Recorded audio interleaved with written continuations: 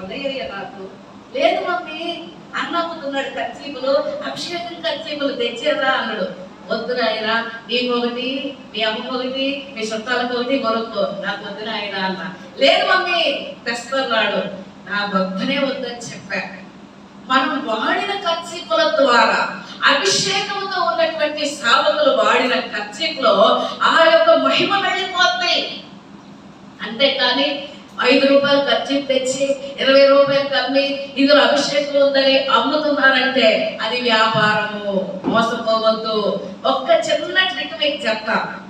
ఒక ఇంట్లో 5 వెళ్ళారు కొట్టడానికి. ఖర్చీపుల్లో మహిమ ఉంది కొనండి అంటారు. ఖర్చీపు ఎంత? 20 రూపాయలు. ఆ 1,00,000 ఖర్చీపులు ఆయన తయారు చేయడానికి ఆ యొక్క వైట్ క్లాత్ తానే తెచ్చుకుంటాడు. అతనికి పడేది ఎంత? 20 పైసలో 30 పైసలో పడింది ఒక ఖర్చీపు ఖరీదు. అమ్ముతుంది ఎంత? 20 రూపాయలకు అమ్ముతున్నాడు. ఒక ఇంటోళ్ళు వెళ్ళారు. వెళ్ళి 5 వెళ్ళి మనిషికి ఖర్చీపు కొన్నారు. అప్పుడు ఎంత పోయింది ఒక మనిషి నుంచి సంపాదన? 100 రూపాయలు పోయింది. దీన్ని ఏమంటారు? అభిషేకమా వ్యాపారమా?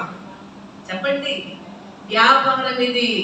ఇక్కడ చూసినట్లయితే పౌలు గారు ఆయన మీదికి మహిమ, దేవుని ఆత్మ దిగొచ్చినప్పుడు ఆయన వస్త్రములు పట్టుకున్న స్వస్థత, ఆయన చేతి గుడ్డలు పట్టుకున్న స్వస్థత, ఆయన నడికట్లు పట్టుకున్న స్వస్థత అంటే ఇది యాదృచ్ఛికంగా జరిగింది. కానీ వ్యాపారం చేయలా అపోస్తలులు.